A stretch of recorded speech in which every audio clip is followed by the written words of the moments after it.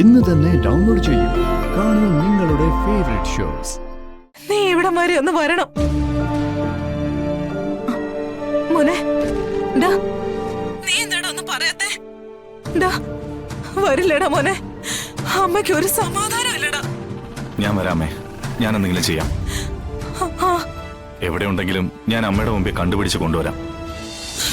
അതെ, ഒളതലയിലെ കുഞ്ഞമ്മയുടെ പണിക്കുറ്റം തീർന്ന കുഞ്ഞമ്മയ്ക്ക് നല്ല തണ്ടും തടിയുള്ള ആൺമക്കളുണ്ട്. അവരുടെ കാര്യം മക്കൾ നോക്കിക്കോളും. അപ്പൊ പിന്നെ നീ എന്തിനാ ഈ പൂങ്കണ്ണീര് ഒലിപ്പിച്ചോണ്ട് നിൽക്കുന്നേ? എന്റെ മഹിയുടെ നമ്മുടെ ചന്ദ്രനെ കാണാനില്ല. എവിടെ പോയെന്ന് അറിയില്ല. അപ്പൊ പിന്നെ കരഞ്ഞോണ്ട് നിൽക്കാതെ ഞാൻ എന്താ ചിരിച്ചോണ്ട് നിൽക്കണോ? ചന്ദ്ര അവൾ എവിടെ പോവാനാ? അത് തന്നെ ഞാനും ചോദിക്കുന്നത്. അവൾ എവിടെ പോയി? അവളെ ഇഷ്ടമാണെന്ന് പറഞ്ഞൊരു പയ്യൻ ഇവിടെ വന്നിട്ട് അവനെ നിങ്ങൾ എന്താ ചെയ്തത്? ആട്ടി പറഞ്ഞു വിടുവല്ലായിരുന്നോ? മാന്യമായിട്ട് പെണ്ണ് ചോദിച്ചു വരുന്നവനെ മാന്യമായിട്ട് തന്നെ പറഞ്ഞയക്കണമായിരുന്നു. ആലോചിക്കാന്നോ പിന്നീട് സംസാരിക്കാന്നോ അല്ലെങ്കിൽ മറ്റെന്തെങ്കിലും ഒഴിവ് പറഞ്ഞു വിടാമായിരുന്നു. ഇതൊന്നും ചെയ്യാതെ ആ പയ്യനെ പിടിച്ച് തള്ളി ഇറക്കി വിടുവല്ലായിരുന്നോ? ഈശ്വര, ഇതിപ്പോ ഈ രാത്രി നമ്മുടെ മോളെ എവിടെ പോയി കണ്ടുപിടിക്കാനാ? നിർമ്മല, നീ ഒന്ന് വായടക്കടി. അങ്ങനെ എന്തെങ്കിലും ബുദ്ധിമോശം അവള് കാണിച്ചിട്ടുണ്ടെങ്കിൽ അതിങ്ങനെ ഉച്ചത്തിൽ പറഞ്ഞ് നാട്ടുകാരെ മുഴുവൻ വിളിച്ചറിയിക്കുകയല്ല വേണ്ടത്. സമാധാനത്തോടെ കാര്യങ്ങൾ മനസ്സിലാക്കി മുന്നോട്ട് പോവുകയാണ് വേണ്ടത്. പോയിക്കോ, സമാധാനപരമായി കാര്യങ്ങൾ നീക്കിക്കോ. പക്ഷെ എന്റെ ചന്ദ്രൻ എവിടെന്ന് അന്വേഷിക്കണ്ടേ? ഏതെങ്കിലും ഫ്രണ്ട്സിന്റെ വീട്ടിൽ പോയിട്ടുണ്ടാവും. നമുക്ക് എല്ലായിടത്തൊന്നും വിളിച്ചു നോക്കാം. ദൂരേക്കെങ്ങും അങ്ങനെ മോള് പോയിട്ടുണ്ടാവില്ല.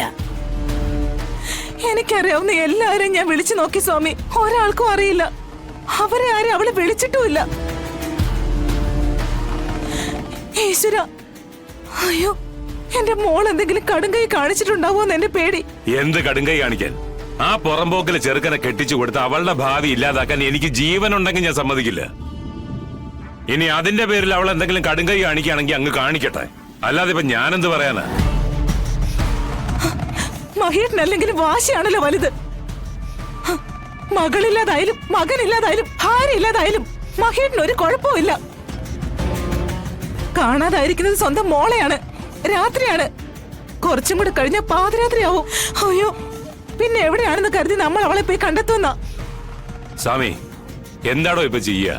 പോകാൻ സാധ്യതയുള്ള സ്ഥലങ്ങളിലെല്ലാം നമുക്ക് തിരക്കാം. ഫ്രണ്ട്സിന്റെ വീടുകളിലും പിന്നെ ബന്ധുക്കളുടെ വീടുകളിലും നോക്കാം.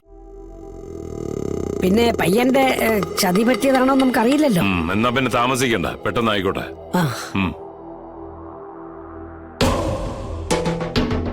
മക്കൾ ഓരോ പുലിവാലും പിടിച്ച് ഇതുപോലെ വന്ന കിടക്കപ്പുറതി ഇല്ലാത്തത് തന്തമാർക്കാ.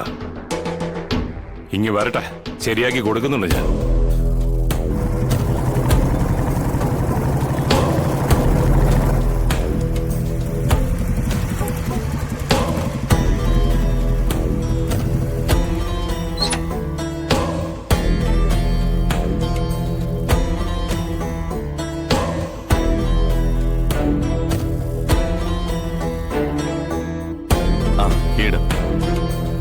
സാർ, രണ്ടുപേരും വെയിറ്റ് ചെയ്യുന്നുണ്ടേ.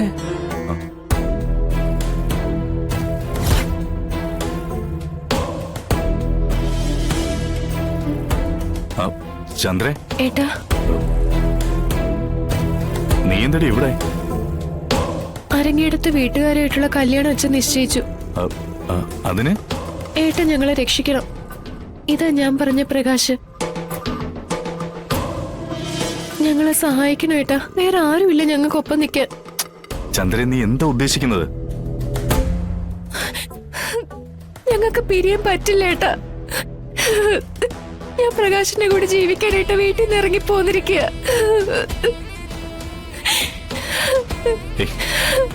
എടി, നീ എന്ത് ധൈര്യത്തിലും എങ്ങനെയൊക്കെ? അച്ഛന്റെ കയ്യിൽ നിങ്ങളെ കെട്ടിയ രണ്ടിനെ കൊന്നുകളയും. കൊല്ലുന്നെങ്കിൽ കൊല്ലട്ടെ. എനിക്ക് പ്രകാശിനൊപ്പം അല്ലാതെ മറ്റൊരാളുടെ കൂടെ ജീവിക്കണ്ട. എന്റെ മരണമാണ് ഏട്ട കാണാൻ ആഗ്രഹിക്കുന്നെങ്കിൽ ഞങ്ങൾ ഇവിടുന്ന് ഇറക്കി വിട്ടോ. ഒന്നിച്ച് ജീവിക്കാൻ പറ്റില്ലെങ്കിൽ വേണ്ട, അച്ഛന്റെ കൈകൊണ്ട് ഞങ്ങൾക്ക് ഒന്നിച്ച് മരിക്കെങ്കിലും ചെയ്യാലോ. പ്രകാശേ, വലിയ എടുത്തിയാട്ടോ നിങ്ങൾ ഈ കാണിച്ചിരിക്കുന്നേ. ഈ സിറ്റി മുഴുവൻ ഇപ്പൊ നിങ്ങളെ തിരക്കി അച്ഛന്റെ ആൾക്കാർ നടക്കുന്നുണ്ടാവും. നിങ്ങൾക്ക് ഒരിടത്തേക്കും പോകാൻ പറ്റില്ല. ശിവേട്ടാ, എനിക്ക് സ്വന്തം എന്ന് പറയാൻ ആരും തന്നെ ഇല്ല. എന്റെ അയോഗ്യത എന്ന് പറയുന്നതും അത് തന്നെയാ. പക്ഷേ ചന്ദ്രയെ പൊന്നുപോലെ നോക്കാൻ കഴിയുന്നൊരു വിശ്വാസം എനിക്കുണ്ട്. ആ ഒരൊറ്റ ബലത്തിലാ ഞാൻ ചന്ദ്രയും കൂട്ടി ഇറങ്ങി തിരിച്ചിരിക്കുന്നത്. സ്നേഹത്തിന് മുമ്പ് എന്ത് വലിപ്പച്ചെറുപ്പം, എന്ത് അയോഗ്യത. ആ ഇനിയിപ്പൊ പറഞ്ഞിട്ടൊന്നും ഒരു കാര്യമില്ല. എത്രയും പെട്ടെന്ന് അടുത്ത വഴി എന്താണെന്ന് വെച്ചാ നോക്ക്. അതിനുവേണ്ടിയാ ശിവേട്ടനെ കാണാൻ വേണ്ടി ഞങ്ങൾ വന്നത് തന്നെ.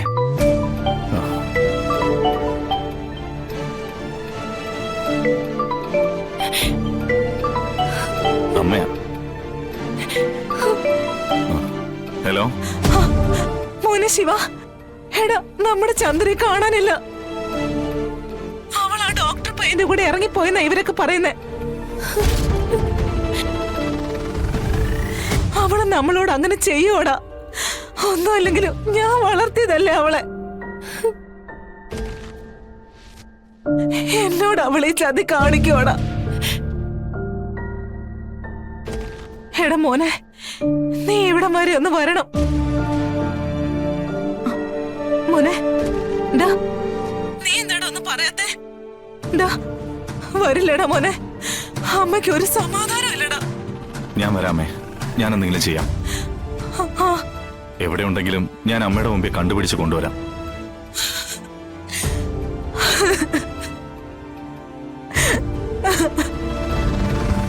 കേട്ടല്ലോ, അമ്മ കരയുക. ഞാനിപ്പോ എന്താ ചെയ്യേണ്ടത്? ഏട്ടാ, ആരൊക്കെ എന്തൊക്കെ പറഞ്ഞാലും ഞങ്ങളെ കൈവിടരുത്. ഞങ്ങൾക്ക് വേറെ ആരുമില്ല.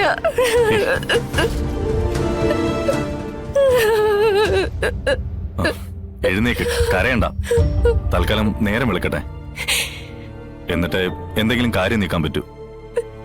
അതുവരെ നിങ്ങൾ മുകളിൽ എന്റെ മുറിയിൽ നിന്നോ. അതല്ലാതെ വേറെ നിവർത്തിയില്ലല്ലോ.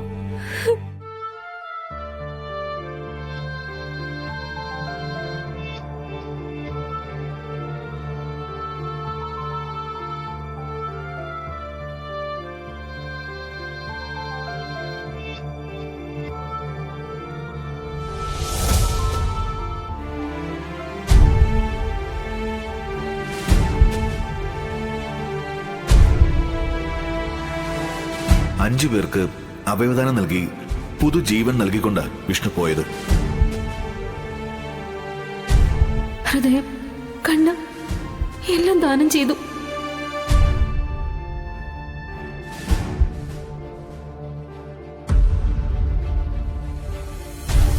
അമ്മ സങ്കടപ്പെട്ടിരിക്കാ പപ്പി. അച്ഛനെ കുറിച്ച് ഓർത്തിട്ടായിരിക്കും. വാ, നമുക്ക് കാര്യം പറയാം.